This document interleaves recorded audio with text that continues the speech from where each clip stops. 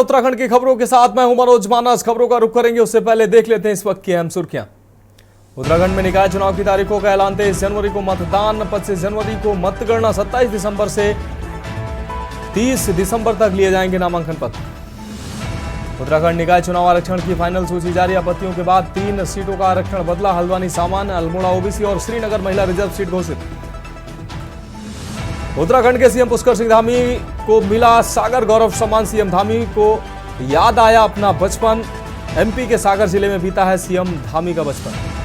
फर्जी तरीके से आयुष्मान कार्ड लेने वालों का इलाज करेगी धामी सरकार। नए साल में लेगी कठोर फैसले। नई रणनीति के साथ प्रहार करने की तैयारी। हल्द्वानी के गोलापार क्षेत्र में संकट में 750 परिवार। बागजाला क्षेत्र के लोगों को अतिक्रमण हटाने के नोटिस। बुद्ध पार्क में धरने पर बैठे 750 परिवार। और मौसम विभाग ने जारी किया बारिश बर्फबारी का अलर्ट। 27-28 दिसंबर को पूरे प्रदेश में बारिश की संभावना। उत्तरकाशी बागेश्वर में बारिश बर्फबारी का अलर्ट। आप देख रहे हैं के न्यूज, खबरों का सारथी। और अब खबरें विस्तार से। देहरादून से अहम खबर है जहां निकाय चुनाव की तारीखों का ऐलान हुआ है। आपको बता दें निकाय चुनाव के लिए 23 जनवरी को मतदान होगा। सरकार ने निकाय चुनाव का कार्यक्रम जारी किया है। 27 दिसंबर से 30 दिसंबर तक किए जाएंगे नामांकन पत्र। वहीं 31 दिसंबर से 1 जनवरी तक नामांकन पत्रों की जांच की जाएगी, जबकि 2 जनवरी को नामांकन पत्रों की वापसी की तिथि नियत की गई है। 3 जनवरी को निर्वाचन प्रतीक आवंटन की तिथि होगी। वहीं 23 जनवरी को मतदान, जबकि 25 जनवरी को मतगणना की तिथि घोषित की गई है।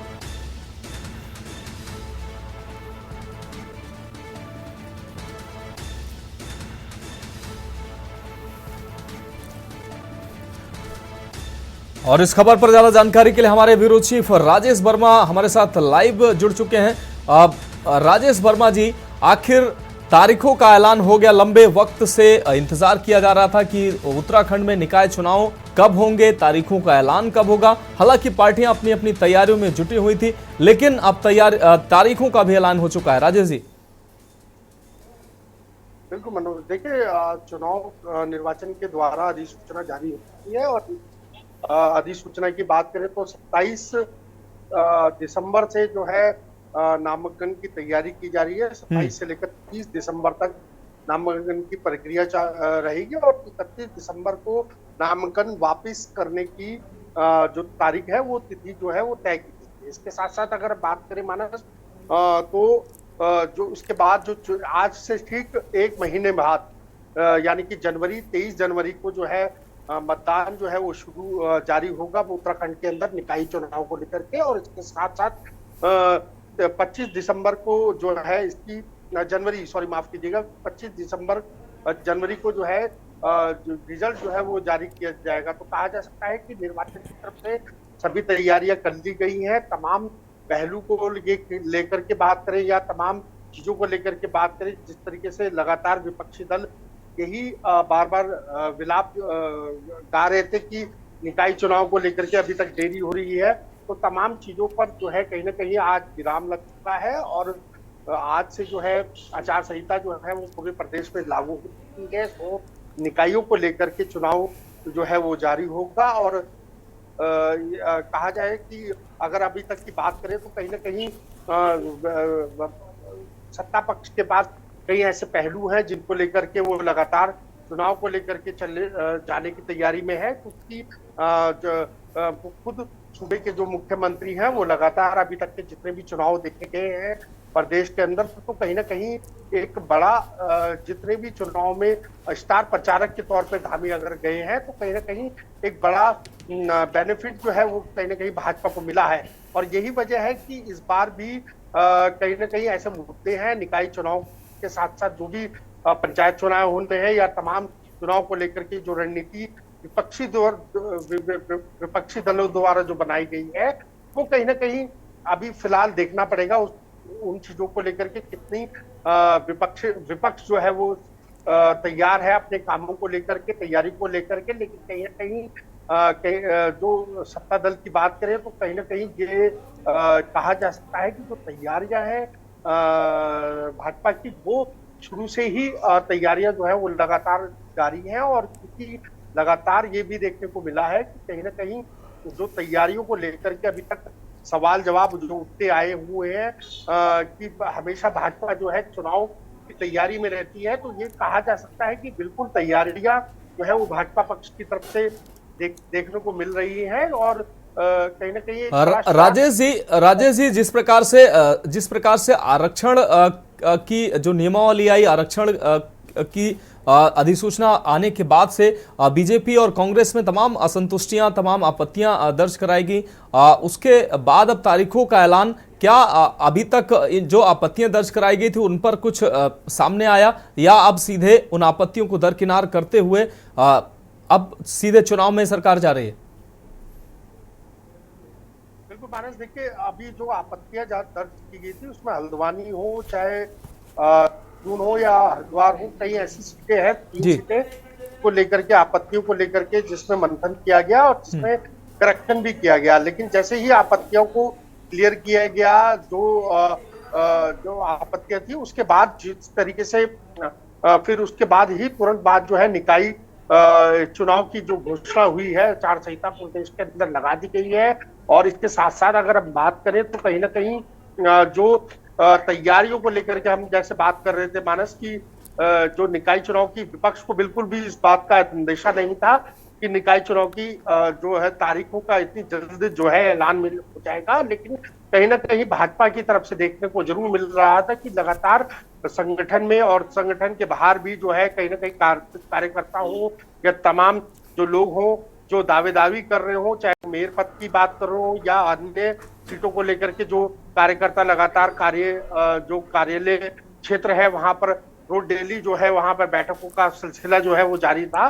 तो कहीं ना कहीं एक माहौल जो है जो भाजपा की तरफ से देखने को मिल रहा था वो लगातार मानस देखने को मिल रहा था। लेकिन विपक्ष की तौर से, चाहे वो कांग्रेस की विपक्ष की बात करें तो कांग्रेस हो या अन्य और भी दल है, तो उनकी तरफ से कोई ऐसा तैयारियों का जो माहौल था वो देखने को नहीं मिला। और मुझे लगता है कि एक बड़ा शॉट जो है वो कहीं ना कहीं विपक्षी दलों को यहाँ पर लगा है कि आचार संहिता जो है वो बहुत जल्दी लग गई है सीटों को लेकर के, जो है निकाय सीटों को लेकर के, जो है तैयारियों को लेकर के, क्योंकि अभी विपक्षी दलों की तरफ से कोई ऐसा इंडिकेशन मैदानी तौर पे जो है वो नहीं देखने को मिल रहा है।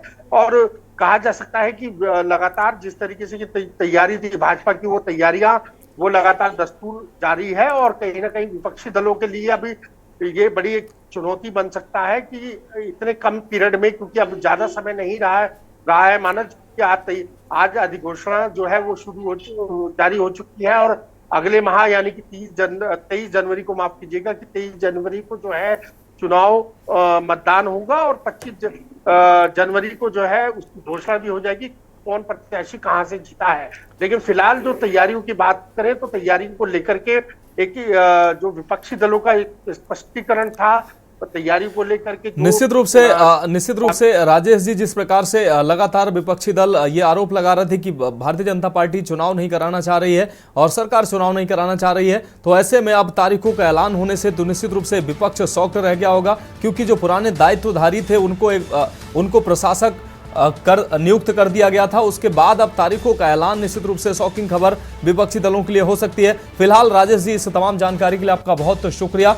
तो सरकार ने निकाय चुनाव का कार्यक्रम जारी कर दिया है। 27 दिसंबर से 30 दिसंबर तक नामांकन पत्र जमा किए जाएंगे। 31 दिसंबर से 1 जनवरी तक नामांकन पत्रों की जांच होगी।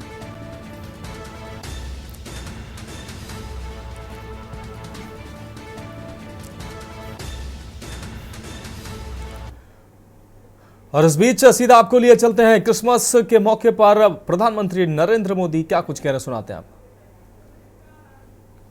साथियों, सरकार में संवेदनशीलता देश के आर्थिक विकास के लिए भी उतनी ही जरूरी होती है। जैसे कि हमारे देश में करीब 3 करोड़ फिशरमैन हैं और फिश फार्मर्स हैं, लेकिन नहीं सोचा गया। हमने फिशरीज के लिए अलग मिनिस्ट्री बनाई, मछली पालकों को किसान क्रेडिट कार्ड जैसी सुविधाएं देना शुरू किया, हमने मत्स्य संपदा योजना शुरू की, समुद्र मछली पालकों की सुरक्षा के लिए कई आधुनिक प्रयास किए गए। इन प्रयासों से करोड़ों लोगों का जीवन भी बदला, और देश की अर्थव्यवस्था को भी बल मिला। Friends, from the ramparts of the Red Fort I had spoken of सबका प्रयास. It means collective effort. Each one of us has an important role to play in the nation's future. When people come together, we can do wonders. Today, socially conscious Indians are powering many mass movements. Swachh Bharat helped build a cleaner India. It also impacted health outcomes of women and children. Millets or Shriyand grown by our farmers are being welcomed across our country and the world. People are becoming vocal for local, encouraging artisans and industries. Ek Ped Maa Ke Naam, meaning a tree for mother, has also become popular among the people. This celebrates Mother Nature as well as our mother. Many people from the Christian community are also active in these initiatives. I congratulate our youth, including those from the Christian community, for taking the lead in such initiatives. Such collective efforts are important to fulfill the goal of building a developed India. साथियों, मुझे विश्वास है हम सबके सामूहिक प्रयास हमारे देश को आगे बढ़ाएंगे। विकसित भारत हम सभी का लक्ष्य है और हमें इसे मिलकर पाना है। अब रुक करेंगे अगली खबर का। उत्तराखंड निकाय चुनाव के आरक्षण की फाइनल सूची जारी हो चुकी है। अनुसूचित जाति के आरक्षित सीटों के साथ कई सीटें बदली हैं। आपत्तियों के बाद फाइनल लिस्ट जारी की गई। आपत्तियों के बाद 3 सीटों का आरक्षण बदला है। हल्द्वानी नगर निगम अब ओबीसी की जगह सामान्य, अल्मोड़ा सीट महिलाओं से बदलकर ओबीसी की गई है। श्रीनगर सीट सामान्य से महिला रिजर्व की गई है। तो आपत्तियों के बाद आपत्तियों का निस्तारण किया गया और कई सीटों में बदलाव हुआ है। आपत्तियों के बाद 3 सीटों का आरक्षण बदला गया है। आपत्तियों के बाद 3 सीटों का आरक्षण बदला गया है। हल्द्वानी नगर निगम अब ओबीसी की जगह है सामान्य हुआ है। अल्मोड़ा सीट महिलाओं से बदलकर ओबीसी की गई है। श्रीनगर सीट सामान्य से महिला रिजर्व की गई है। उत्तराखंड निकाय चुनाव के आरक्षण की फाइनल सूची जारी की गई है। अनुसूचित जाति की आरक्षित सीटों के साथ कई सीटें बदली गई हैं। आपत्तियों के बाद फाइनल लिस्ट की गई है जारी। तो आपत्तियों के बाद 3 सीटों का आरक्षण बदला गया है। यह अहम खबर आपको दिखा रहे हैं। आपत्तियों के बाद 3 सीटों का आरक्षण बदला गया। हल्द्वानी नगर निगम अब ओबीसी, आपको बता दें अल्मोड़ा सीट महिलाओं से बदलकर ओबीसी की गई है। श्रीनगर सीट सामान्य से अब महिला रिजर्व की गई। रुक करेंगे अगली अहम खबर का। बागेश्वर से अगली अहम खबर, जहां नगर पालिका सीट पर आपत्तियों के बाद परिवर्तन हुआ। अनुसूचित जाति की सीट को बदलकर किया गया अनारक्षित। पूर्व आरक्षण संबंधित सूचना को स्थगित कर जारी की गई है सूची। नगर पालिका सीट अनारक्षित होने से जनता में खुशी की लहर। अनारक्षित सीट से बागेश्वर में ऊंची जातियों की बढ़ेगी दावेदारी।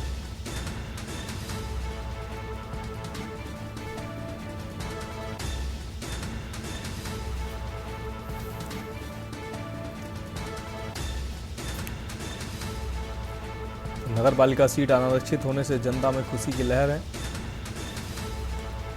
अनारक्षित सीट से बागेश्वर में ऊंची जातियों की दावेदारी बढ़ेगी।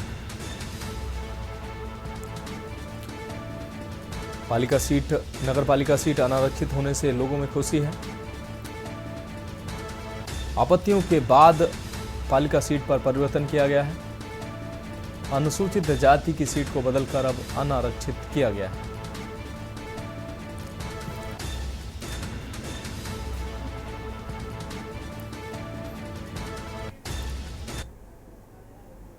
तो फिलहाल उत्तराखंड की खबरों में वक्त एक ब्रेक का है। जल्द हाजिर होंगे।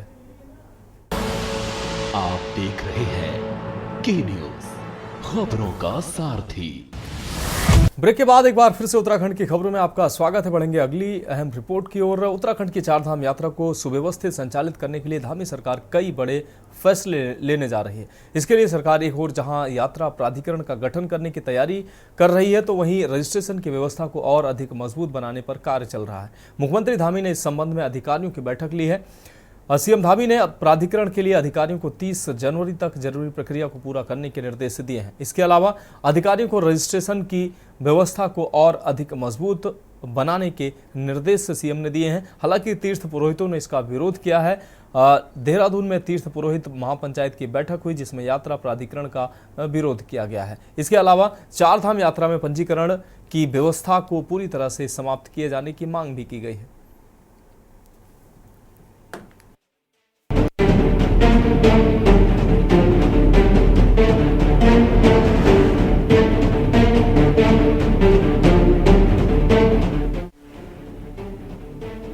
धामी सरकार के चार धाम विकास प्राधिकरण के गठन से पहले ही तीर्थ पुरोहितों ने इसका विरोध शुरू कर दिया है। इसके तहत देहरादून में उत्तराखंड चार धाम तीर्थ पुरोहित महापंचायत की बैठक बुलाई गई। बैठक में प्राधिकरण के गठन का विरोध किया गया। साथ ही इसके गठन से पहले तीर्थ पुरोहितों की राय लेने पर जोर दिया गया। इसके साथ ही महापंचायत ने चार धाम यात्रा में पंजीकरण की व्यवस्था को पूरी तरह समाप्त करने की मांग भी की है। आपको बता दें कि मुख्यमंत्री धामी ने चार धाम यात्रा की तैयारियों की समीक्षा बैठक ली है।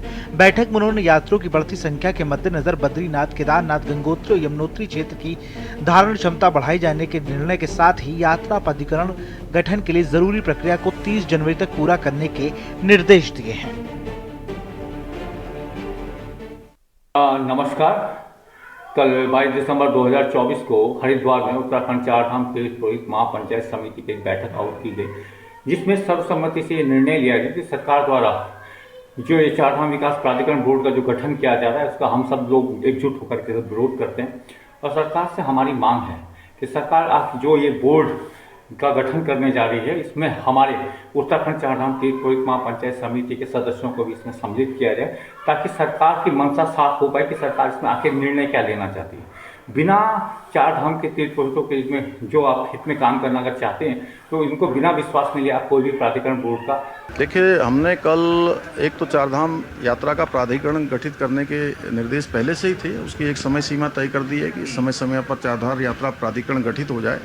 सभी स्टेक होल्डरों से बात करते हुए, सभी हमारे धार्मिक संगठन के लोग हैं, तीर्थ पुरोहित सभा के लोग हैं, व्यापारी हैं, हमारे अन्य जो भी लोग यात्रा को जनप्रतिनिधि हैं, सामाजिक संगठनों के लोग हैं, सबसे बात करके यात्रा प्राधिकरण गठित होगा। और धारण क्षमता जो हमारे धामों की है, उसको बढ़ाने पर भी विचार कर रहे हैं। और उसके साथ साथ जो धामों के आसपास के अन्य स्थान हैं, वो स्थान कैसे डेवलप हों, जिससे कि जो हमारा मुख्य यात्रा सीजन होता है, उस यात्रा के समय में अत्यधिक लोगों की संख्या हो जाती है। देखिए, सबसे बड़ी दुर्भाग्यपूर्ण बात यह है कि आप करें चार धाम यात्रा प्राधिकरण का हम गठन करेंगे नए वर्ष में। 8 साल ये सरकार पूरी कर लेगी। है भारतीय जनता पार्टी की सरकार है, कांग्रेस की सरकार तो इस प्रदेश में थी नहीं। कांग्रेस की सरकार ने, हरीश रावत जी की सरकार ने शीतकालीन चार धाम यात्रा चलाई थी, पंच केदार पंच बद्रीश की यात्राएं चलाई थी, वहाँ पर सुविधा देने का काम किया था। इस सरकार ने वो बंद कर दिया, लेकिन देर आए दुरुस्त आए। ये सरकार फिर उस दिशा में आगे बढ़ रही है, लेकिन ये सब कहने की बातें नहीं है। देखिए, अभी वर्तमान में जो खबरें हर चीज की आ रहे हैं, उसमें ये लगता है कि धामी सरकार या स्वयं जो हमारे प्रदेश के मुखिया धामी जी हैं, ये किसी भी चीज की आनंद फानंद में घोषणा कर देते हैं। जिस प्रकार इन्होंने कॉरिडोर, हरिद्वार में कॉरिडोर की घोषणा की, उसमें आपत्तियां आ गई। और अब ये जो प्राधिकरण की बात कर रहे हैं, उसके जो है उसका भी निसंदेह विरोध होगा। हमारा तो ये मतलब है कि इनको पहले सबसे विचार विमर्श करना चाहिए। अगर प्राधिकरण बनेगा तो किस प्रकार का प्राधिकरण बनेगा, उसमें क्या क्या आयताएं होंगे, हमारे पंडा पुरोहित, हमारी जो मूलभूत उस पूजा से संबंधित जो हमारी आवश्यकताएं हैं, वो कहां तक उसमें पूरी होंगी। आपको बता दें कि चार धाम यात्रा उत्तराखंड के लिए लाइफलाइन है। प्रदेश की आर्थिकी में इस यात्रा का महत्वपूर्ण योगदान है। यात्रा की व्यवस्थित संचालन के लिए पूर्ववर्ती त्रिवेंद्र सिंह रावत की सरकार ने भी देवस्थानम बोर्ड का गठन किया था। त्रिवेंद्र सरकार ने साल 2019 में 4 धाम देवस्थानम बोर्ड बनाने का फैसला किया। हालांकि भारी विरोध के चलते खुद मुख्यमंत्री पुष्कर सिंह धामी ने इस बोर्ड को भंग कर दिया था। बता दें कि धामी सरकार 12 महीने 4 धाम यात्रा का संचालन करा रही है। मुख्यमंत्री धामी की ओर से शीतकालीन यात्रा की शुरुआत की गई है। हालांकि बर्फबारी के बीच सरकार के लिए यात्रा का संचालन बेहद चुनौतीपूर्ण हो गया है। वहीं मौसम विभाग ने आने वाले दिनों में बर्फबारी का अनुमान भी जारी किया है। वहीं विपक्ष की ओर से बिना तैयारी के यात्राओं का संचालन करने का आरोप सरकार पर लगाया गया है। देखिए, उत्तराखंड के लिए मौसम की बात करते हैं। आज 23 तारीख आपकी दिसंबर की हो गई है और 23 से 24 में 2 दिन ये जो है जो पश्चिम विक्षोभ है उसका असर यहाँ पर भी देखने को मिलेगा। तो इसकी वजह से आप देखेंगे जो हल्की या बहुत हल्की बारिश और बर्फबारी है, अगर हम पहाड़ी क्षेत्रों में बात करें, हिली रीजन की बात करें, तो वहाँ पे कुछ जगहों तक में जो है इस तरह की एक्टिविटी देखने को मिलेगी। बल्कि जो इनर डिस्ट्रिक्ट हमारे उत्तरकाशी, चमोली, पिथौरागढ़, रुद्रप्रयाग, बागेश्वर है, तो उनमें तो अनेक जगहों तक में हिल्स में जो है आप देखेंगे कि बर्फबारी मिलेगी। मैदानी क्षेत्रों में जहाँ तक बात है तो यहाँ छुटपुटी एक्टिविटी रहेगी, आइसोलेटेड टाइप एक्टिविटी रहेगी। लाइट रेन की जो है वो या वेरी लाइट रेन की जो है की ओर से कहा जा रहा है कि 4 धाम यात्रा प्राधिकरण बनेगा, विकास प्राधिकरण बनेगा। बहुत अच्छी पहल होगी यदि ये यात्रा की व्यवस्थाओं के मद्देनजर अगर ये प्राधिकरण बन रहा है कि जो श्रद्धालु हैं उनको जो अव्यवस्थाओं का सामना इस साल करना पड़ा, भूतो न भविष्यति, पिछले 24 साल में 4 धाम यात्रा की इतनी बुरी गति नहीं हुई थी जितनी इस बार हुई। न आपदाग्रस्त क्षेत्रों को देखा गया, न मलबे में फंसे हुए लोगों की संख्या सरकार बता पाई, न ही श्रद्धालुओं की संख्या का कोई डेटा सामने रख पाई। देखिए, अभी आगामी आने वाली जो 4 धाम यात्रा रहेगी उसको लेकर विचार विमर्श करने से लेकर उसकी व्यवस्था को लेकर पहले ही हमारे यशस्वी मुख्यमंत्री श्री पुष्कर सिंह धामी जी का बयान आ चुका है। उन्होंने एकदम साफ तौर पर कहा है कि आगामी जो 4 धाम यात्रा रहेगी उसको और भी बेहतर और सुखद बनाने के लिए जो भी सुझाव आएंगे उसको निश्चित तौर पर देखा जाएगा और उसकी व्यवस्था और चाक चौबंद तरीके से देखी जाएगी। क्योंकि जिस प्रकार से हमारे उत्तराखंड में 4 धाम यात्रा में हजारों लाखों श्रद्धालु यहाँ पर आते हैं, बाबा के दर्शन करते हैं। कुल मिलाकर उत्तराखंड की आर्थिकी का बड़ा जरिया पर्यटन और तीर्थाटन है। प्रदेश की 4 धाम यात्रा से प्रदेश को काफी उम्मीदें हैं। यही वजह है कि सरकार ने अब शीतकालीन यात्रा का भी संचालन शुरू कर दिया है। हालांकि व्यवस्थाओं को लेकर लगातार सवाल उठते रहते हैं। ऐसे में अब धामी सरकार यात्रा प्राधिकरण का गठन करने के साथ ही पंजीकरण की व्यवस्था की ओर अधिक मजबूत बनाने पर कार्य कर रही है, जिसका तीर्थ पुरोहितों ने विरोध भी शुरू कर दिया है। देखना होगा धामी सरकार आगे क्या कुछ निर्णय लेती है। Uttarakhand desk report. और अगली बड़ी खबर का रुख करते हैं। फिल्म निर्माता श्याम बेनेगल का निधन हुआ है। फिल्म निर्माता श्याम बेनेगल का निधन हुआ। 90 वर्ष की आयु में श्याम बेनेगल का निधन हुआ है। हाल ही में 90 वर्ष पूरे किए थे उन्होंने और जन्मदिन मनाया था। मशहूर फिल्म निर्माता श्याम बेनेगल का निधन हुआ है। आपको बता दें कि लंबे समय से बीमार चल रहे थे श्याम बेनेगल। आज शाम 6:39 पर श्याम बेनेगल का निधन हुआ है। फिल्म निर्माता श्याम बेनेगल का निधन हुआ है। जाने माने निर्देशक श्याम बेनेगल का लंबी बीमारी के बाद निधन हुआ है। लंबे अरसे से बीमार चल रहे थे श्याम बेनेगल, उसके बावजूद भी तमाम कार्यों में वो संलग्न थे और 90 वर्ष की आयु में उन्होंने आखिरी सांस ली है। 6:39 पर आखिरी सांस उन्होंने ली है।